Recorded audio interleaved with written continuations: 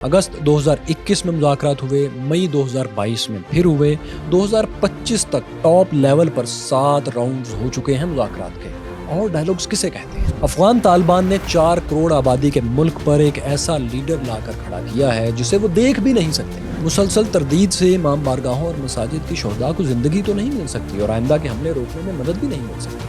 आप आज इन्हें अफगान तालिबान या टीटीपी कह लें, लेकिन असल में तो ये माजी के वही महमूद, दुरानीज और अब्दालीज हैं जो जरखेज खित्तों में लूट मार को मुकद्दस जंग कहा करते थे। लीडर्स अपनी आने वाली नस्लों के बेहतर मुस्तकबिल पर सोचता है और यहाँ वो टॉप लीडरशिप है जो अपने 16 साल के बच्चों को खुदकुश हमलों के लिए खुद भेजते हैं। अफगान तालिबान और पाकिस्तान हुकूमत के दरमियान कोई अंडरस्टैंडिंग इसलिए मुमकिन ही नहीं कि वो अपनी रिट मनवाने की सलाहियत और ख्वाहिश दोनों नहीं रखते। कैसे हैं दोस्तों, मैं फैसल मुराइज। जो हादसा हफ्ते और एतवार के दरमियानी शब हुआ, यानी अफगानिस्तान के अंदर पाकिस्तानी एयरफोर्स के टारगेटेड हमले हुए, तो ये होना ही था। लेकिन अफसोस से हमें यह कहना पड़ेगा कि अभी इससे ज़्यादा और होगा, क्योंकि अफगान तालिबान, टीटीपी, बीएलए और दाश खरासान ने पाकिस्तान के खिलाफ समर ऑफेंस लॉन्च कर दिया है। पूरे सरमा में आमतौर पर इस तरह के हमलों की फंडिंग्स ली जाती हैं, इसकी तैयारियां की जाती हैं। आप हमारी इस 20 साल अफगान जंग और रशिया यूक्रेन वॉर के जो वीलॉग्स हैं, इन दोनों में आप देख चुके हैं कि समर ऑफेंस एक लंबी जंग का कितना बड़ा और अहम हिस्सा होता है। गोरिल्लाज इसे और तरह से लड़ते हैं और रेगुलर फोर्सेस इसकी और तरह से प्लानिंग करती हैं और डिफेंस भी करती हैं। तो हमारा मौक़िफ़ ये है कि इन चारों टेररिस्ट ग्रुप्स ने, और हमारी एजेंसीज़ के मुताबिक अगर उनकी माने तो कुछ बैरूनी मदद से भी, जो समर ऑफेंस तैयार किया है, जिन ग्रुप्स के ज़िम्मे जहाँ जहाँ धमाके करना लगाए गए हैं, वो ये अपने टास्क मुकम्मल करने की पूरी कोशिश करेंगे, क्योंकि उन्हें इसी की फंडिंग होती है। ये प्रॉक्सीज़ हैं और proxies are not ideologies for piece. So logic ये है कि 2026 के आगाज़ से ही जो टेररिस्ट अटैक्स पाकिस्तान पर ज़्यादा होने लगे हैं, इनमें अप्रैल मई तक इस साल में शिद्दत भी आती हुई आप देखेंगे, जिन्हें रोकने के लिए 21 फरवरी के अफगानिस्तान के अंदर हमलों से ज़्यादा स्ट्राइक्स और प्रिसाइज अटैक्स पाकिस्तान को बॉर्डर के दोनों तरफ, अपनी तरफ भी और अफगानिस्तान की तरफ भी, बार बार करने पड़ेंगे। कुछ बताए जाएंगे हमारे ख्याल में और कुछ छुपाए जाएंगे। हमें अच्छा लगे या बुरा, दहशत गर्दों से मुज़ाकरा दोस्तों नहीं हो सकते, क्योंकि वो किसी ह्यूमन राइट्स के एजेंडे पर नहीं है। इसी माह 6 फरवरी को तालिबान ने तरलाई इस्लामाबाद में 32 लोगों को इमाम बारगाह में इबादत की जगह में जाकर खुदकुश हमला करके हलाक कर दिया। ये कोई ऐसी चीज़ नहीं जिस पर आप उनसे जाकर मुज़ाकरात करें, कुछ लो और दो पर बात करें कि भाई इबादत गाहों पर हमले बंद करने का हमसे क्या लोगे। क्या आप ये कर सकते हैं? 21 फरवरी को बन्नू में खुदकुश हमला करके उन्होंने एक लेफ्टिनेंट कर्नल और एक सिपाही की जान ले ली। आज 23 फरवरी को बन्नू के करीब ही करक में फायरिंग की, धमाके किए और 3 सिक्योरिटी एहलकारों की जान ले ली, एम्बुलेंस पर फायरिंग की।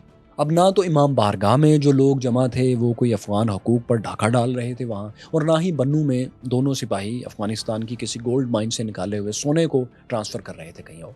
करक में सिक्योरिटी एहलकार भी जिनको हलाक किया गया, वो अपने वतन के अंदर अपने वतन का दिफा कर रहे थे।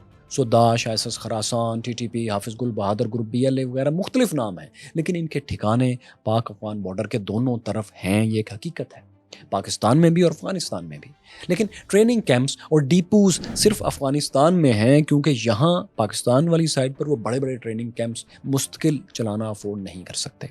इसीलिए पाकिस्तान ने इन दहशतगर्दों का समर ऑफेंस शुरू होते ही पाकिस्तान और अफगानिस्तान साइड पर, इनके हेडक्वार्टर्स पर और खुदकुश बमबारों के ट्रेनिंग सेंटर्स पर हमले शुरू किए हैं। दाश खुरासान जो कि शिया हजरात पर ज़्यादा हमले करते हैं, उनके जो कैंप्स हैं वो ख़ास तौर पर पाकिस्तानी ज़िला पारा चिनार के उस तरफ अफगान सूबों खोस्त और ऊपर नंगरहार में है। फिर बन्नू और करक में जो हमले हो रहे हैं, इनकी प्लानिंग और एग्जीक्यूशन की जो फैसिलिटीज़ हैं वो बन्नू से मुंसलिक अफगान सूबे पक्तिका में होती है, जहाँ हाफिज गुल बहादुर ग्रुप के ठिकाने हैं। यही वो 3 जगह हैं जहां पाकिस्तान ने हफ्ते और एतवार की दरमियानी रात टारगेटेड स्ट्राइक्स की हैं। पिछले साल भी ज़्यादातर स्ट्राइक्स इन्हीं जगहों पर थी।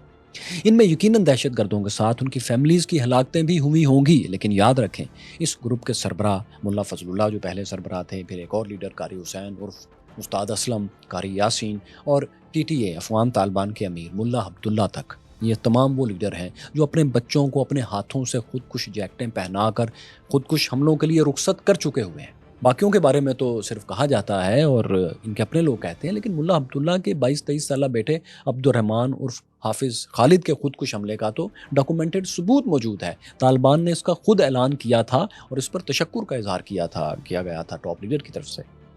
تو یہ وہ مائنڈ سیٹ ہے جو اپنے پاور ایجنڈاز کے لیے چھوٹے بچوں کو بہت بچپن سے گروم کرتے ہیں، موت کو زندگی سے زیادہ گلوریفائی کرتے ہیں۔ آپ انہیں ٹی ٹی اے کہہ لیں، ٹی ٹی پی کہہ لیں، گڈ طالبان حافظ گل بہادر کہہ لیں، جو کبھی منظور نظر تھا ہماری اسٹیبلشمنٹ کا، لیکن آخر میں ثابت یہی ہو رہا ہے کہ یہ سب ایک ہی ایجنڈے پر ہیں، اینڈ گول سب کا ایک ہے۔ اسی لیے تو ہفتے اور اتوار کی درمیانی رات جن 7 ٹارگٹس پر 3 افغان صوبوں میں پاکستان نے اٹیکس کیے، ان میں ٹی ٹی پی کے خوست اور ننگرہار کے بعد تیسرا پختکیا تھا حافظ گل بہادر کا، جس کی ہم بات کر رہے ہیں، جہاں وہ سرگرم ہے۔ یہ تینوں صوبے پاکستان کے بارڈر کے بالکل ساتھ لگتے ہیں۔ آپ نقشے میں دیکھ بھی رہے ہیں کہ ننگرہار اور خوست تو پاکستانی علاقے ضلع پارا چنار کے بالکل ساتھ ہیں، ایک اوپر ہے ایک نیچے ہے۔ پکتیکا نیچے شمالی وزیرستان کے بارڈر پر ہے۔ افغانستان اور پاکستان سے اب تک جو خبریں آ رہی ہیں، ان کے مطابق پکتیکا میں آرگون اور برمل ڈسٹرکٹ میں اٹیکس کیے گئے ہیں، جہاں حافظ گل بہادر کے جنگجو مدارس ہیں، وہاں مدارس سے یہ ریکروٹمنٹ جہاں سے لیتے ہیں اور پناہ لیتے ہیں۔ پاکستانی حکام کے مطابق ان حملوں میں 80 کے قریب جنگجو مارے گئے ہیں، آلموسٹ 80۔ جبکہ افغان نیوز طلوع نیوز کے مطابق پکتیکا میں کوئی ہلاکت ہوئی ہی نہیں، البتہ ننگرہار میں کچھ ہلاکتیں ہوئی ہیں، اور جن میں سے 17 لوگ ایک ہی فیملی سے تھے، یہ ان کا کہنا ہے۔ ہم ان دونوں کی، پاکستانی ایجنسیز کی بھی اور افغان ایجنسیز کی بھی، ان کی نیوز کی بھی تصدیق یا تردید کلیئرلی نہیں کر سکتے، مگر یہ ضرور کہہ سکتے ہیں کہ اگر پکتیکا میں 3 جگہوں پر حملوں کے مقامات پر بقول افغان میڈیا کوئی شخص موجود ہی نہیں تھا پکتیکا میں، تو اس کا ایک مطلب تو لازمی ہے، وہ یہ کہ ٹی ٹی پی اور دیگر شدت پسند پہلے سے پریڈکٹ کر رہے تھے کہ جو انہوں نے آفینس لانچ کیا ہے، اس کے بعد ان پر حملہ لازمی ہوگا، اور انہوں نے حملے سے پہلے ہی یہ تینوں بڑے مقامات خالی کر دیے۔ ورنہ کوئی اور لاجک نہیں بنتی کہ اتنے بڑے ایریا پر اگر ان کی خبر درست بھی مان لیں، وہاں حملے ہوئے اور وہاں کوئی شخص تھا ہی نہیں۔ ابھی تک کسی بڑے سرغنہ کی ہلاکت کی اطلاع بھی نہیں آئی، نہ پاکستان نے اور نہ افغانستان نے کوئی ایسی بات اب تک کی ہے۔ اگر کچھ دیر تک مزید ایسی اطلاع نہیں آتی تو اس کا مطلب ہے کہ کوئی بڑا لیڈر ان حملوں میں ہلاک نہیں ہوا۔ مگر افغان طالبان اور ٹی ٹی پی کے لیے یہ میسج ضرور وہاں پہنچ گیا ہے، اگر ہم ان خبروں کو درست بھی مان لیں افغانستان سے آنے والی کو، کہ ہائیڈ آؤٹس کا پاکستان کو پتہ ہے کہ یہ کہاں ہیں، اور اگر وہ ڈسمنٹل افغانستان نے نہیں کی تو پھر پاکستان ان پر حملہ کرے گا۔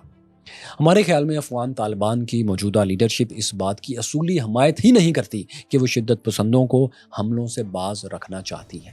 اب باقیوں کو چھوڑ دیں، افغان امیر ملا عبداللہ کی پرسنالٹی ہی اگر آپ سمجھ لیں، اس کو دیکھ لیں، تو آپ جان جائیں گے کہ ان سے کس حد تک مذاکرات ہو سکتے ہیں اور ان سے کتنے نتائج کی توقع کی جا سکتی ہے۔ انہیں 2016 میں 2016 میں طالبان نے اس وقت اپنا لیڈر مقرر کر لیا تھا جب ملا اختر منصور بلوچستان میں ڈرون حملے میں مارے گئے تھے۔ وہ نوشکی اور دالبدین کے درمیان ایران سے آتے ہوئے کوئٹہ تفتان روڈ پر کار میں جا رہے تھے، تب انہیں امریکی ڈرون نے نشانہ بنایا تھا۔ تب سے طالبان کے یہ قاضی، چیف قاضی اور شیخ الحدیث ملا عبداللہ کے نام پر سب نے بیعت کر رکھی ہے۔ ٹی ٹی پی کے لیڈرز بھی اسی میں شامل ہیں، انہوں نے بھی بیعت کی تھی۔ اس وقت افغان طالبان امریکہ کے خلاف ایک گوریلا جنگ لڑ رہے تھے، ایک خاص جماعت کے خاص مائنڈ سیٹ کے طور پر یہ سربراہ انہیں سوٹ بھی کر گئے تھے، اس وقت یہی ضرورت تھی ان کی۔ لیکن جب دوحہ مذاکرات کے بعد 2021 میں افغانستان میں طالبان نے پورے افغانستان کی حکومت کنٹرول کر لی، اب ایک نئے مائنڈ سیٹ کی ضرورت تھی، جو جہاں سوز نہیں جہاں ساز ہو، جو گوریلا اور جنگجو طبیعت سے ہٹ کر انسان ہو، کیونکہ افغانستان 4 کروڑ مختلف الخیال لوگوں کا ملک ہے، تمام لوگ اس طرح کے جنگجو ذہن کے نہیں ہیں۔ ملا عبداللہ افغانستان کے 4 کروڑ لوگوں اور لاکھوں بیرون ملک رہنے والے افغانوں کے کسی طرح نمائندے نہیں ہو سکتے۔ آپ خود دیکھ لیں کہ ملا عبداللہ کی سب سے بڑی خصوصیت آج بھی یہ ہے کہ کوئی انہیں دیکھ نہیں سکتا، سن نہیں سکتا۔ ان کی ایک پرانی تصویر ہے جب وہ جوانی میں قاضی یا جج ہوا کرتے تھے تب کی، لیکن اس کے بعد سے اب تک وہ ایک گاڈ لائک فگر بن چکے ہیں۔ اب گاڈ تو نظر نہیں آتا، بگ برادر تو کبھی نظر نہیں آتا۔ آپ اس پردہ داری کو ان کی سادگی یا سیکیورٹی ریزن مت صرف سمجھیں، ہاں یہ بھی ہے، لیکن صرف یہ وجہ نہیں ہے، کیونکہ یہ ایک سوچا سمجھا اقدام ہوتا ہے جس سے ایک شخص کو لارجر دین لائف بنانا مقصود ہوتا ہے، بنایا جاتا ہے، کیونکہ جو ہر کس و ناقص کی دسترس میں آ گیا، سمجھ میں آ گیا، وہ پھر خدا کیوں کر ہوا۔ مطلب افغانستان کے لوگوں کو ایک ایسا شخص گورن کرتا ہے جسے وہ نہیں جانتے کہ وہ دکھتا کیسا ہے، پھر یہ کہ وہ ہے بھی کہ نہیں، یہ بھی بہت اہم بات ہے۔ پرانے زمانوں میں بادشاہ اور شہنشاہ ہر روز جھروکے میں آ کر باہر کھڑی عوام کے لیے ہاتھ ہلا دیا کرتے تھے تاکہ سند رہے کہ بادشاہ سلامت صحیح سلامت موجود ہیں اور ملک کو گورن کرنے کی صلاحیت کی حد تک صحت مند بھی ہیں۔ اگر کچھ دن بادشاہ سلامت نظر نہیں آتے تھے تو لوگوں کی تشویش بڑھ جایا کرتی تھی کہ کہیں ماں بدولت کوچ تو نہیں کر گئے، کہیں ان کی صحت بہت زیادہ خراب تو نہیں ہے۔ تاریخ کے کسی حصے میں بھی آپ کسی ایک کامیاب ملک کے ایک کامیاب حکمران کو بھی اس حالت میں نہیں دیکھیں گے کہ کوئی اسے دیکھ ہی نہیں سکتا تھا۔ یہ گوریلا گروپ کے جنگ کے دوران سربراہ کی خوبی تو ہو سکتی ہے، انڈرسٹینڈیبل۔ 4 کروڑ جیتے جاگتے ملک کے ایکٹیو حکمران کی یہ خوبی ہرگز نہیں ہو سکتی۔ آپ بہت اچھی طرح جانتے ہیں کہ جدید دور میں افغانستان میں سب سے طویل دور حکومت بادشاہت کے لحاظ سے ظاہر شاہ کا رہا ہے۔ 1933 سے 73 تک 40 سال 40 ایئر انہوں نے حکومت کی۔ وہ کبھی چھپے نہیں تھے۔ ان کی لاتعداد تصاویر اور ویڈیوز آج موجود ہیں۔ حالانکہ جب وہ بادشاہ بنے تھے، جب انہوں نے تخت سنبھالا تھا، تب تو کیمرے اتنے عام نہیں تھے جتنے آج ہیں۔ افغان عوام نے ماڈرن ہسٹری میں سب سے طویل سٹیبلٹی کا دور بھی یہی ظاہر شاہی کا دیکھا ہے۔ تو خیر، 4 کروڑ سے اوپر کے اس ملک افغانستان پر حکمران امیر کی سب سے بڑی نشانی خوبی ان کے عوام یہ جانتے ہیں کہ وہ انہیں نہیں جانتے۔ یعنی آج کل کے حساب سے ان کی لیجیٹیمیسی ان کی پارٹی کی حد تک، افغان طالبان کی جماعت کی حد تک تو درست ہے، مانی جا سکتی ہے، کیونکہ انہوں نے مشاورت سے ان کو الیکٹ کیا ہے، سلیکٹ کیا ہے۔ پورے ملک کی حد تک یہ لیجیٹیمیسی موجود نہیں ہے۔ یہی سوال جب افغان وزیر خارجہ ملا متقی سے پوچھا گیا کہ آپ کی حکومت کی لیجیٹیمیسی کیا ہے، آپ کو تو عوام نے منتخب ہی نہیں کیا، 6 سال سے آپ حکمران ہیں، تو انہوں نے جواب دیا تھا کہ بہت سے ممالک ہیں جہاں الیکشنز نہیں ہوتے، ہم بھی انہی میں سے ایک ہیں۔ بات درست ہے، لاجیکل ہے، لیکن سعودی عرب، چائنا، امارات وغیرہ دیگر ممالک جہاں عام طور پر الیکشنز نہیں ہوتے یا ڈھونگ الیکشن جن ممالک میں ہوتے ہیں، وہاں کے leaders come is come work from home ہرگز نہیں کرتے۔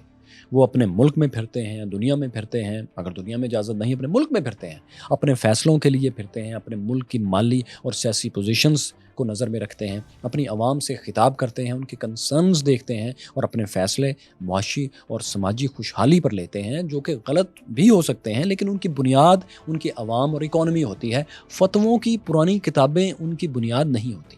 بائی دا وے، پاکستان میں ان کے بہت سے ایسے فین ہیں جو ان کی یہ خوبی ہی بہت بڑی بتاتے ہیں کہ وہ کابل کے سرکاری محل میں نہیں، قندھار میں اپنے سادہ سے گھر میں رہتے ہیں، ورک فرام ہوم کرتے ہیں۔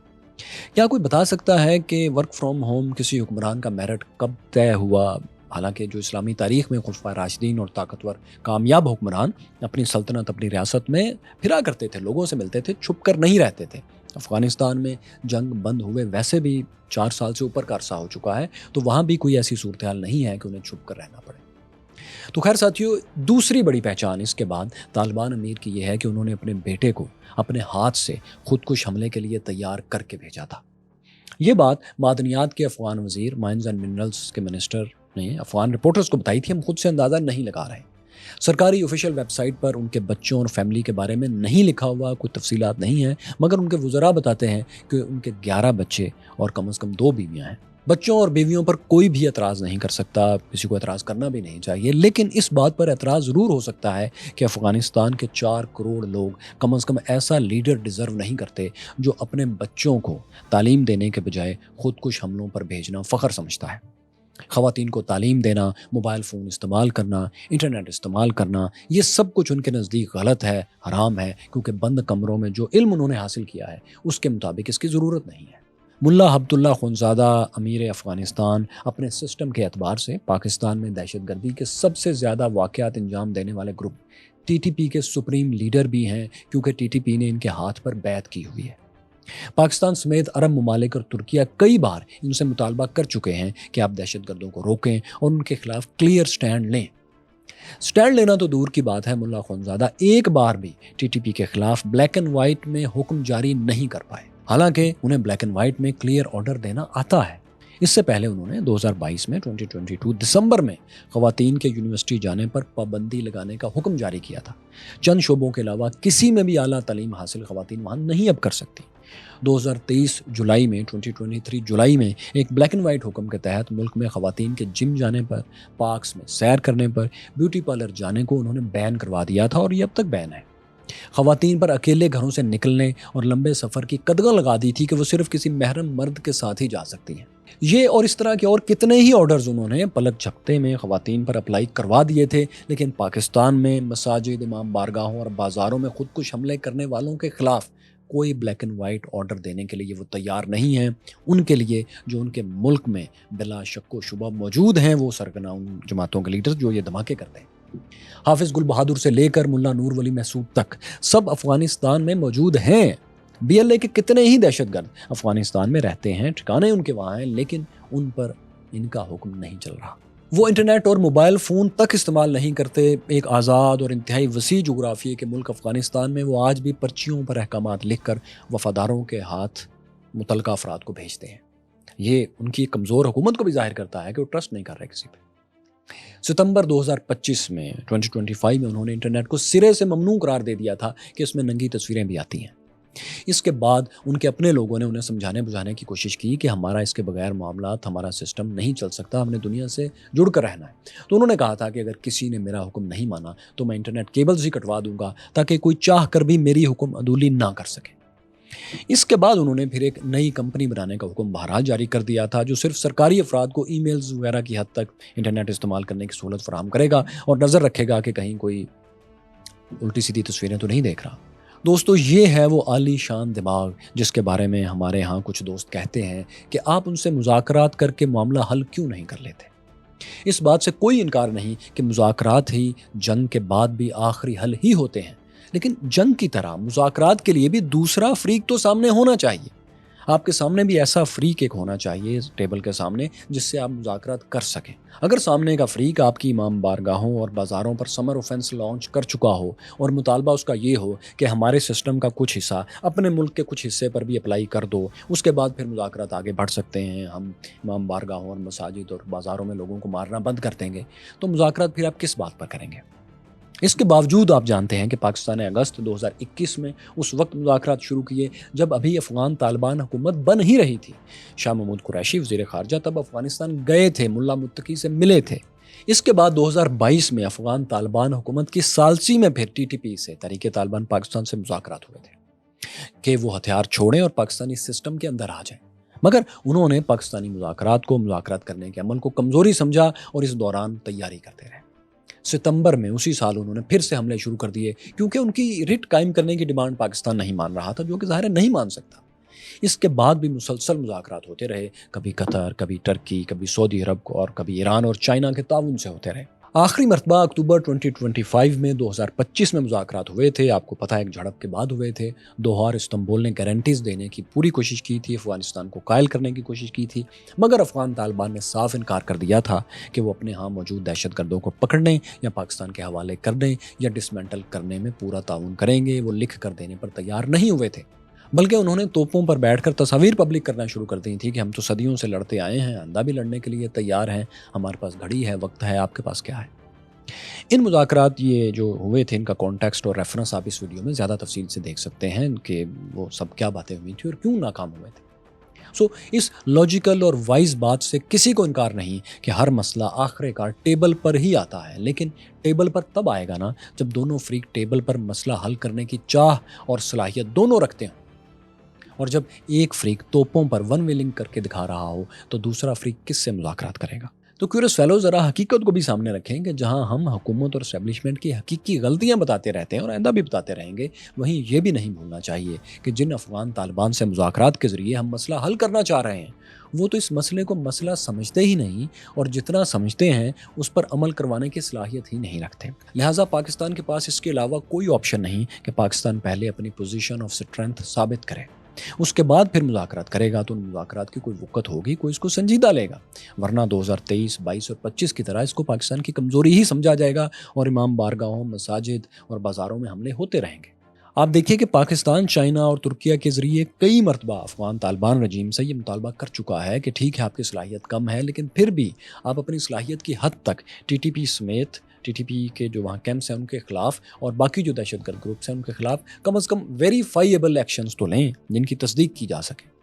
اس کا مطلب صرف بیانات نہیں ہے کہ آپ بیانات دے دیں کہ ہم اس حملے کے خلاف ہیں، بلکہ یہ ہے کہ شواہد بھی وہ دکھائیں جس کو کوئی تیسرا فریق آ کر چیک کر سکے، ایک مشترکہ باڈی جس پر دونوں ایگری ہوں وہ آ کر چیک کر سکے کہ کم از کم افغان طالبان کی نیت بالکل درست ہے۔ صرف یہ کہنا کہ ہم کسی کو بیرون ملک جا کر حملوں کی اجازت نہیں دیں گے کافی نہیں، کیونکہ افغان طالبان لیڈرشپ کے ان انڈائریکٹ بیانات کے بعد اگر TTP سربراہ نور ولی مسعود بھی وہیں موجود ہوں، دہشت گرد اسلام آباد میں امام بارگاہوں پر حملے کر کے ذمہ داریاں قبول کر رہے ہوں، تو لیڈرشپ کی باتوں کا تقدس کچھ بھی نہیں رہتا۔ افغانستان کے چاروں ہمسایوں کا، چائنا، تاجکستان، ایران اور پاکستان کا مطالبہ ہے کہ وہ صرف 3 اقدامات کرے تو سب کا فائدہ ہوگا۔ اگر افغانستان پیس پارٹنر بنتا ہے، ایکٹیولی پاکستان چائنا کی مدد کرتا ہے افغانستان، تو کیا کچھ نہیں ہو سکتا اسی ملک کے لیے۔ سی پیک کابل تک جائے گا، تائپی گیس پائپ لائن بنے گی جو کہ تاجکستان سے ہوتی ہوئی افغانستان کے راستے پاکستان آئے گی، جہاں سے امید ہے کبھی بھارت تک بھی جائے گی، انڈیا تک بھی جائے گی، اور اس کے بعد کاسکا 1000 بجلی منصوبہ بھی بنے گا۔ پشاور سے کابل اور وہاں سے سینٹرل ایشیا تک ریلوے کوریڈور بھی بنے گا، جس کا ابتدائی کام چائنا میں ہو بھی چکا ہے۔ تو افغانستان اپنی معدنیات بہت سستے داموں پر، بہت اچھے ریٹس پر پروسیس بھی کروا سکتا ہے اور ایکسپورٹ بھی زیادہ کر سکتا ہے، جو کہ اس کی بہت بڑی اکانومی کا حصہ ہے۔ اس سے افغانستان، پاکستان، چائنا اور پورا سینٹرل ایشیا اور ساؤتھ ایشیا بھرپور فائدہ اٹھائے گا اگر یہ ریجن پیسفل ہوگا سینٹر سے۔ یہی سب اچیو کرنے کے لیے جو دوسرا مطالبہ پاکستان دیگر ممالک کی ثالثی میں افغانستان سے کر رہا ہے، وہ یہ ہے کہ افغان طالبان ان دہشت گردوں کو جو پاکستان میں دہشت گردی کے واقعات کی ذمہ داری قبول کر چکے ہیں، انہیں گرفتار کرے اور پاکستان کے حوالے کرے۔ اگر یہ نہیں کر سکتا تو پھر ان کے نیٹ ورکس کو ڈسمینٹل کرنے میں تعاون کرے، یعنی پاکستان خود یہ ایکشنز لے گا، افغانستان صرف تعاون کرے۔ آخر یہ کرنے میں افغانستان کا کیا نقصان ہے؟ دوسرا اقدام یہ کہ جہاں ان گروپس کے ٹریننگ سینٹرز ہیں افغانستان والی سائٹ پر، جنہیں سیٹلائٹ اور ڈرون سے پاکستان روز دیکھتا اور دکھاتا ہے، وہاں چھاپے مارے جائیں، وہاں ٹریننگ کا سلسلہ بند کروایا جائے، انہیں ریلوکیٹ نہ کیا جائے۔ یہاں سے منتقل کر کے افغان گورنمنٹ یہ کرتی ہے کہ انہیں کسی اور جگہ بھیج دیتی ہے، یہ نہ کرے بلکہ انہیں ختم کرے اور ری گروپنگ سے روکنے کی گارنٹی لے، ان کی فنڈنگ بند کرے، ان کی موومنٹس اور اسلحہ بنانے کا جو پورا سسٹم ہے وہاں اس کو ختم کیا جائے۔ اگر پاکستان اور چائنا کی نشاندہی پر افغان طالبان ایک جگہ سے دہشت گردوں کو کسی دوسری جگہ منتقل کروا بھی دیتے ہیں اور ایک دو ہفتے بعد ان کی پرانی جگہ سیٹلائٹ امیجز میں خالی نظر آ بھی جاتی ہے، تو اس کا فائدہ کیا ہوا؟ کیونکہ ان کی بارودی مشینری تو اسی طرح کام کرتی رہے گی، یہاں نہ صحیح کسی اور لوکیشن پر صحیح۔ یہ وہ مطالبہ ہے جو پاکستان کر رہا ہے، اس پر عمل کیا جائے۔ اس کے بعد تیسرا اقدام جس کا افغانستان سے کہا جاتا ہے وہ یہ ہے کہ وہ سارے پروسیس کی نگرانی خود تو کرے ہی، لیکن کسی تیسرے ملک یا باڈی کو بھی آزادانہ نگرانی کا تصدیق کا حق دے، تاکہ سچویشن کو ویریفائی کیا جا سکے، تاکہ دونوں ملک اگر مستقبل میں ایک دوسرے پر الزام لگائیں تو اس الزام کو چیک کیا جا سکے کہ کون صحیح اور کون غلط کہہ رہا ہے۔ افسوس کی بات یہ ہے کہ افغان طالبان حکومت کبھی اس کی اجازت دینے پر تیار نہیں ہوئی، کیونکہ اس طرح ان کا لانگ آرم ٹی ٹی پی، تحریک طالبان پاکستان اور دیگر کمزور ہو جائیں گے۔ ان کی زور زبردستی کے رجیم کو کسی بھی وقت اگر کوئی کائنیٹک خطرہ پیش آیا، ان کے اندر جنگ چھڑ گئی، تو ان کی دانست میں یہی ٹی ٹی پی اور حافظ گل بہادر گروپ وغیرہ ان کی مدد کو آئیں گے، اور کون آئے گا؟ یہیں سے انہیں خودکش جنگجو ملتے ہیں، یہیں سے ان کو خودکش بمبار ملتے ہیں، وہ انہیں ڈسمینٹل کرنے میں بالکل بھی سنجیدگی ظاہر نہیں کرتے، اور کیوں کریں گے؟ دوستو، پاکستان کی مغربی سرحد کا ویسٹرن بارڈر کا اس انداز میں غیر محفوظ ہونا کوئی شارٹ ٹرم یا ابھی کا فوری معاملہ نہیں ہے۔ ہم اپنی ان تمام ویڈیوز میں پوری تاریخ بتا چکے ہیں اس خطے کی کہ پچھلے 4000 سال سے مسلسل یہ بارڈر حملہ آوروں کا راستہ رہا ہے۔ کبھی اسی راستے سے اسکندر اعظم آیا کرتا تھا، پھر سلطان محمود غزنوی آیا، پھر نادر شاہ آ کر لوٹ مار کر کے چلا جاتا تھا، پھر احمد شاہ ابدالی نے یہی طور اپنائے رکھا، اور آج ٹی ٹی پی، داعش، گل بہادر وغیرہ یہی کر رہے ہیں۔ بدقسمتی سے ہمارے تمام میزائلز بھی شروع میں انہی لٹیروں اور حملہ آوروں کے ناموں پر ہی رکھے گئے تھے۔ اب اگرچہ ان میزائلوں کے نئے اپ گریڈڈ ورژنز میں ان کے نام تبدیل کیے جا رہے ہیں، حطف، فتح، حربہ اور رات وغیرہ کے ٹائٹلز رکھے جا رہے ہیں، جو کہ اچھی بات ہے۔ کیوریوس فیلوز، ایک تلخ حقیقت آپ سمجھیں کہ جو ریجن صدیوں میں سیلف گورننس کی کیپیسٹی پیدا نہیں کر سکا، اس سے یہ توقع رکھنا کہ وہ اچانک سے اپنے طول و عرض کو اپنے قابو میں لے کر اپنوں اور دوسروں کے لیے محفوظ جگہ اس کو بنا دے گا، ایک پیسفل جغرافیہ اس کو بنا دے گا، یہ بڑا غیر حقیقی خواب ہے۔ یہ افسوسناک بات ہے، لیکن حقیقت کچھ ایسی ہی ہے۔ افغان طالبان ذہنی طور پر صرف ایک آئیڈیالوجی کو مانتے ہیں، افغان طالبان کی بات کر رہے ہیں۔ جو آئیڈیالوجی ان کی ہے وہ extreme religious ethno centric ideology ہے، جس میں پشتون ولی، مذہب، اسمگلنگ، غیرت اور کلاشنکوف سب ایک دوسرے سے لپٹے ہوئے ہیں، گتھم گتھا ہیں۔ پھر سن لیں دوستو، ہم افغان طالبان کہہ رہے ہیں، نہ کہ افغان عوام، کیونکہ افغان عوام میں کسی بھی معاشرے کی طرح ہر طرح کے لوگ پائے جاتے ہیں۔ ان میں ترقی پسند بھی ہیں، رجت پسند بھی ہیں، شاعر، موسیقار، ادیب، دانشور، سائنسدان، ملا حضرات، اسکالرز، ہر طرح کے لوگ وہاں شامل ہیں۔ لیکن افغان طالبان جو اس وقت پاور ہیرارکی میں ٹاپ پر ہیں، وہ یہی ایکسٹریم آئیڈیالوجیز رکھتے ہیں جس کا ہم نے ذکر کیا۔ یہ اس صورتحال سے قریب ترین ہے، اس کے پاس ہے جو جنرل ضیاء الحق کے زمانے میں 80s میں کبھی پاکستان میں بھی پیدا کرنے کی کوشش کی گئی تھی۔ کافی حد تک یہ ہو بھی گئی تھی، اور 90s میں پھر ہم نے اس کے نقصانات بھگتے ہیں۔ لیکن پھر یہ ہوا کہ پاکستان کے اندر ترقی پسند طبقوں نے اس صورتحال کو چیلنج کیا، اس ملائیت کو چیلنج کیا، معاشی ضرورتوں نے بیرونی دنیا سے پریشر ڈالا، مستقل پریشر ڈالا۔ جس کے بعد پھر اس صورتحال کو کامیابی سے کافی حد تک اب بدلا جا چکا ہے۔ عین ممکن ہے کہ افغانستان میں بھی یہ تبدیلی اسی طرح رفتہ رفتہ سٹیپ بائی سٹیپ کبھی آ جائے۔ کب آئے گی؟ ہمارا خیال ہے جب وہ خود چاہیں گے تب آئے گی، اور معاشی ضرورتیں بھی جب انہیں پریس کریں گی تب وہ ان کی ہیلپ بھی کرے گی۔ حقیقت یہ ہے کہ تبدیلی اندر سے امپوز ہو تو باہر سے مدد آسانی سے کی جا سکتی ہے۔ اگر اندر سے لوگ تبدیلی نہ چاہتے ہوں، استحکام نہ چاہتے ہوں، یا اس کے اوپر عمل نہ کر پائیں تو مسئلہ کبھی حل نہیں ہوتا۔ اکتوبر میں پاکستان افغانستان کے درمیان جب مذاکرات فیل ہوئے تھے تو ہم نے ایک تفصیلی ویلاگ میں مذاکرات کی ڈیٹیلز، ہسٹری اور دوست ممالک کی کوششوں پر بات کی تھی۔ جو دوست اب یہ کہتے ہیں کہ مذاکرات پہلی ترجیح ہونی چاہیے وہ درست کہتے ہیں، اور اس کی ڈیٹیلز کے لیے انہیں یہ ویڈیو دیکھ لینی چاہیے۔ یہاں دیکھیے پارا چنار کی تاریخ کیا ہے، اور یہ رہی افغانستان کی 4000 سالہ ہسٹری پر ہماری شاندار ڈاکومنٹریز۔